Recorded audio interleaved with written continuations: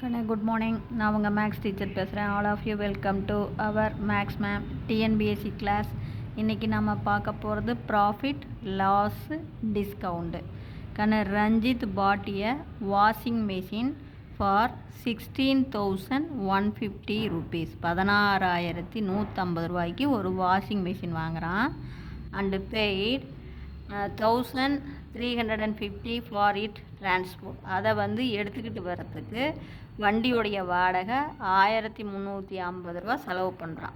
16,150 ரூபாய்க்கு வாங்கி 1,350 ரூபா செலவு பண்ணுறான். அப்போ அதை செலவு பண்ணி எடுத்துகிட்டு வரான். அப்புறம் பிறகு ஹி சோல்ட் இட், அதை விற்றுறான். எவ்வளோக்கு? 19,250 ரூபாய்க்கு விற்றுறான். அப்போ அவனுக்கு கெயினா லாஸாக அதனுடைய பர்சன்டேஜ் என்ன? வாங்கின விலை 16,150, டிரான்ஸ்போர்ட் சார்ஜி அதை சேர்த்திக்கணும். அதோட அவன் மொத்தம் செலவு எவ்வளோ பண்ணுறானோ அது எல்லாமே. அப்போ 1,350, இது ரெண்டையும் கூட்டிக்கிட்டிங்கன்னா மொத்தமாக அந்த வாஷிங் மிஷினுக்காக 17,500 ரூபா செலவு பண்ணியிருக்கான். 17,500 ரூபா செலவு பண்ணி வாஷிங் மிஷின்லாம் வாங்கிட்டு இப்போ விற்றுறான். 19,250 ரூபாய்க்கு விற்றுறான். அப்போ வாங்கின விலை கம்மி, விற்ற விலை அதிகம்.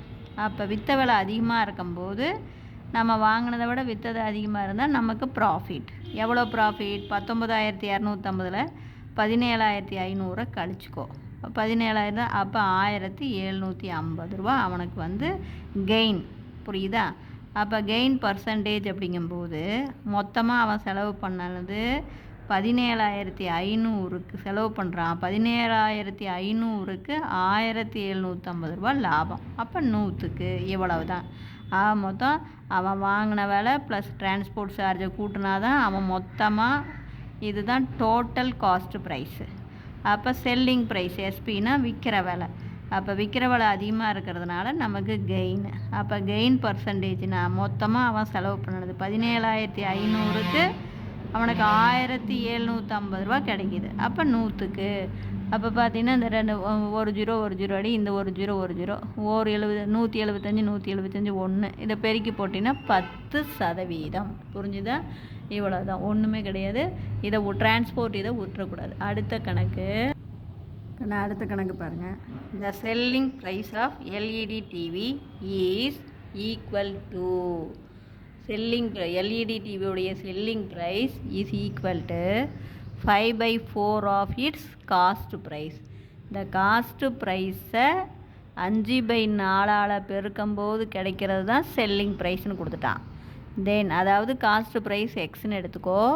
காஸ்ட் ப்ரைஸ் 5/4 பெருக்கினா வர்றது selling price. Fine gain or loss percentage. அப்போ கெயினா லாஸாக அதனுடைய பர்சன்டேஜ் என்ன? இப்போ காஸ்ட் ப்ரைஸு எக்ஸ்ன்னு எடுத்துக்கோ. செல்லிங் ப்ரைஸ் என்ன? 5/4 ஆஃப் இட்ஸ் காஸ்ட் ப்ரைஸு. அப்போ 5/4 எக்ஸு. அப்போ இதுதான் பெருசு, இது 1 எக்ஸ் தான், இது 5/4 எக்ஸு. அப்போ நமக்கு செல்லிங் ப்ரைஸ் அதிகமாக இருக்கிறதுனால நமக்கு கெயின் 5/4. இதிலேருந்து எவ்வளோ கெயின் வரும் அப்படின்னா 5/4 எக்ஸ்லேருந்து எக்ஸை கழிக்கணும். இப்போ இதை கிராஸ் மல்டிபிள் பண்ணுப்பார். இது 5x மைனஸ் இது 4x/4. 5xல் 4x போச்சுன்னா 1x/4. அப்போ தேர்ஃபோர் நமக்கு கெயின் பர்சன்டேஜ் காஸ்ட் ப்ரைஸு எக்ஸுக்கு அவனுக்கு எவ்வளோ லாபம் கிடைக்குது?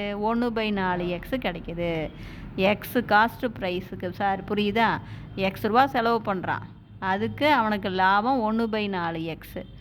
அப்போ எக்ஸ் அப்போ 100க்கு எவ்வளவு? அப்போ எக்ஸ் அடிச்சுக்கலாம். அப்போ 1/4 × 100 அடித்து போட்டால் 25%. இவ்வளோதான் மீனிங். கொஞ்சம் கவனமாக பார்த்துக்கோ. அவன் எக்ஸ் ரூபா செலவு பண்ணுறான், அதுக்கு 1/4 எக்ஸ் லாபம் கிடைக்கிது. அவ்வளோதான். அப்போ 100க்கு எவ்வளவு?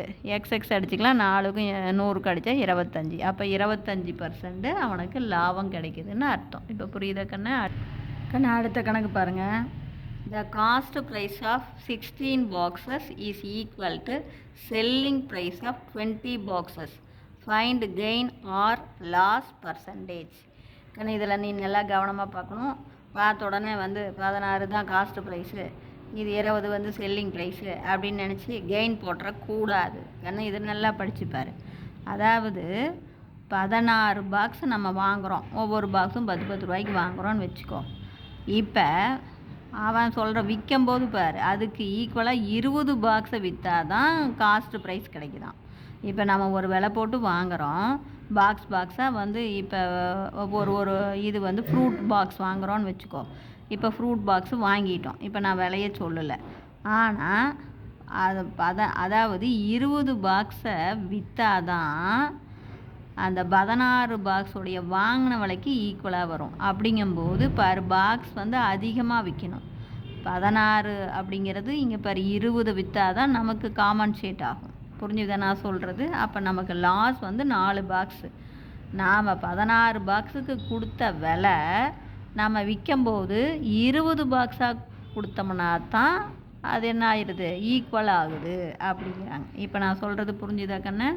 20 பாக்ஸு கொடுத்தோம்னா தான் அதுக்கு நாம் வாங்கின விலைக்கு ஈக்குவல் ஆகுது. அப்போ நமக்கு 4 பாக்ஸு ஷார்ட்டேஜ் ஆயிரும். ஏன்னா நம்ம 16 பாக்ஸ் தான் வாங்குகிறோம், ஆனால் நம்ம 20 பாக்ஸை கொடுத்தா தான் நம்ம வாங்கின விலைக்கு ஈக்குவல். அப்போ 4 பாக்ஸை அதிகமாக நம்ம விற்றோம்னா தான் ஈக்குவல் வரும் காஸ்ட் ப்ரைஸ்க்கு. அப்போ தேர்ஃபோர் நமக்கு 4 பாக்ஸு லாஸு.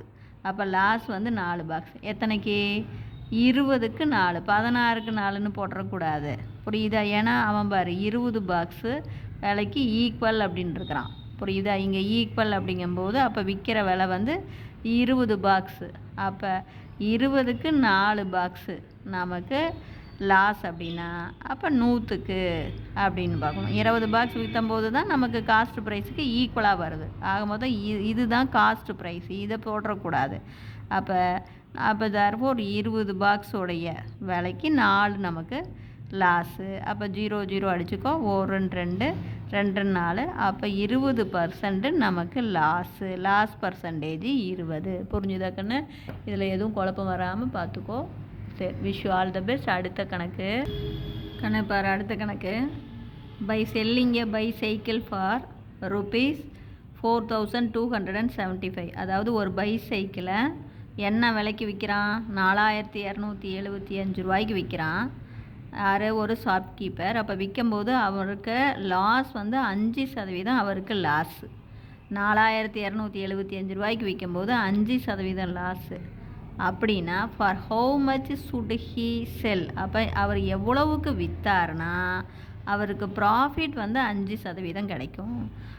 அதாவது 4275 ரூபாய்க்கு விற்கும்போது 5% லாஸ்ன்னா அப்போ அவர் என்ன விலைக்கு விற்றா 5% ப்ராஃபிட் கிடைக்கும். இப்போ கவனமாக பாருங்கள். First loss 5%. இப்போ நீ என்ன பண்ணுற, காஸ்ட் ப்ரைஸ் வந்து 100 ரூபாய் அப்படின்னு எடுத்துக்கோ. அதாவது வாங்கின விலை, இது உனக்கு புரியறதுக்காக நான் சொல்கிறேன். வாங்கின விலை 100 ரூபானா 5% லாஸு. அப்போ விற்கிற விலை 95. அதாவது இது உனக்கு புரியறதுக்காக. அப்போ என்ன, அவன் 100 ரூபாய்க்கு வாங்கி 5 ரூபாய் லாஸோட 95 ரூபாய்க்கு விற்கிறான். இப்போ 4275 ரூபாய்க்கு விற்கிறான். அப்படிங்கும்போது இங்கே பாரு, நல்லா இந்த இடத்துல குழப்பிக்கக்கூடாது.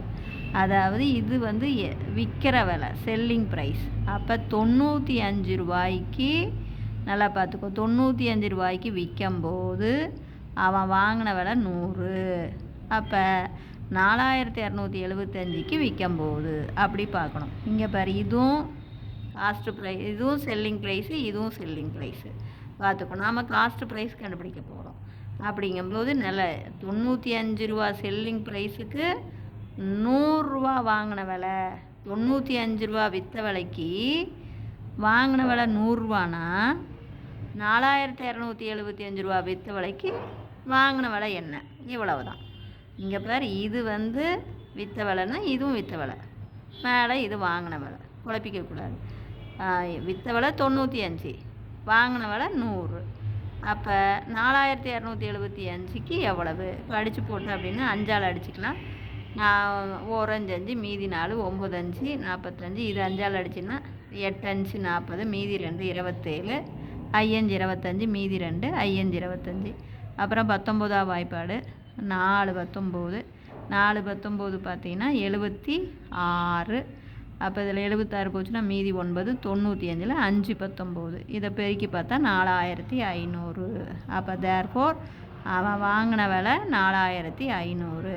அப்போ 4500 ரூபாய்க்கு வாங்கி 4275 ரூபாய்க்கு விற்கும்போது அவனுக்கு 5% என்ன ஆகுது, லாஸ் கிடைக்கிது. இப்போ புரியுதா? இப்போ வந்து வாங்கின விலையை நம்ம கண்டுபிடிச்சிட்டோம்.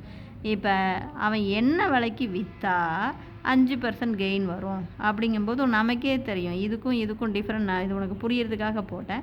டிஃப்ரெண்ட்டை பாரு. இப்போ பேர் இது 4500க்கு வாங்கியிருக்கிறான். கம்மியாக 4275க்கு தான் விற்றுருக்கிறாரு. அப்போ எவ்வளோ கம்மியாக விற்றுருக்கிறாரு? 225 ரூபா கம்மியாக விற்றுருக்கிறாரு. அப்போ 225 ரூபா அதிகமாக விற்றா தானே நமக்கு ப்ராஃபிட் 5% வேணும்னா, அப்போ இதோட 225 கூட்டிக்கிட்டிங்கன்னா 4725 அப்படியே வாய் கணக்காக போட்டுடலாம். அல்லது உனக்கு புரியல அப்படிங்கும்போது இப்போ பாரு. அதாவது இப்போ 5% ப்ராஃபிட்டா? அப்போ இப்போ நம்ம என்ன பண்ணணும்? செல்லிங் ப்ரைஸை கண்டுபிடிக்கணும். அப்போ எவ்வளவுக்கு விற்கணும் அப்படின்ட்டு செல்லிங் ப்ரைஸை கண்டுபிடிக்கணும். இப்போ இது 100 ரூபா. இப்போ இது உனக்கு புரியறதுக்காக இப்போ 100 ரூபா வாங்கின விலையா இருந்தால் விற்ற விலை 105. 100க்கு 105னா இப்போ 4500க்கு இது பாரு. இதுவும் வாங்கின விலை, இதுவும் வாங்கின விலை. வாங்கின விலை 100 ரூபாயா இருந்தால் விற்ற விலை 105. 100 ரூபாய்க்கு 105 ரூபா கிடைக்குதுன்னா 4500க்கு எவ்வளவு கிடைக்கும்? அப்போ தேர்ஃபோர் 2 0 அடிச்சுட்டு பெருக்கி போட்டால் 4725. இதில் நீ வந்து குழம்பவே கூடாது. குழப்பிக்கிட்ட அப்படின்னா ரொம்ப இதாக போயிடும். இங்கே பார்த்தீங்கன்னா காஸ்ட் ப்ரைஸு கேட்டாங்க அப்படின்னா நீ என்ன பண்ணணும்? கீழையும் selling price into selling price 100க்கு அப்படின்னு போடணும். அதே செல்லிங் ப்ரைஸ் கேட்டாங்கன்னா கீழையும் வந்து என்னது, கீழையும் cost price into cost price, மேலே செல்லிங் ப்ரைஸ். இப்படி நல்லா ஞாபகம் வச்சுக்கோ. புரியுதா? காஸ்ட் ப்ரைஸு கேட்டாங்கன்னா காஸ்ட் ப்ரைஸ் மேலே இது ரெண்டும் செல்லிங் ப்ரைஸ். செல்லிங் ப்ரைஸ் கேட்டாங்கன்னா மேலே செல்லிங் ப்ரைஸ், இது ரெண்டும் காஸ்ட் ப்ரைஸ். இப்போ புரிஞ்சுதா நான் சொல்கிறது என்னென்னு? புரியுதா? மீனிங் புரிஞ்சுக்கோ கண்ணு. இது வந்து 5 ரூபா லாஸு. 5 ரூபா லாஸ்னால் என்ன விலைக்கு விற்றுருவாங்க? 95 ரூபாய்க்கு விற்றுருப்பாங்க. அப்போ இங்கே நமக்கு கொடுத்துருக்கிறது செல்லிங் ப்ரைஸ் தான். அப்போ 95 ரூபா விற்ற விலைக்கு 100 ரூபா வாங்கின விலைனா 4275க்கு எவ்வளவு? இவ்வளவு தான். அப்போ நமக்கு காஸ்ட் ப்ரைஸ் கிடச்சி போயிடும். இப்போ அடுத்த ஸ்டெப்பு 4500 இருக்கணும். ப்ராஃபிட் 5% அப்படின்னா என்ன விலைக்கு விற்றுருப்பாங்க அப்படின்னு கேட்குறாங்க. அப்போ செல்லிங் ப்ரைஸ் கேட்குறாங்க. இப்போ 5 ரூபா நமக்கு லாபம் வந்துடுதா? இப்போ 100 ரூபாய்க்கு வாங்கினா 105 ரூபாய்க்கு நம்ம விற்கிறோம். அப்போ 4500க்கு வாங்கியிருந்தா அப்படிங்கிறது இவ்வளோதான் மீனிங். 100 ரூபாய்க்கு 105 ரூபாய்க்கு விற்கிறோம்னா 4500க்கு வாங்கும்போது எவ்வளோக்கு விற்றுருப்போம் அப்படிங்கும்போது அடித்து போட்டிங்கன்னா 4725 ரூபா. இப்போ புரிஞ்சுதா? இதில் ஏதாச்சும் உனக்கு டவுட்டாக இருந்தால் கேளுங்க. Wish you all the best. Thank you.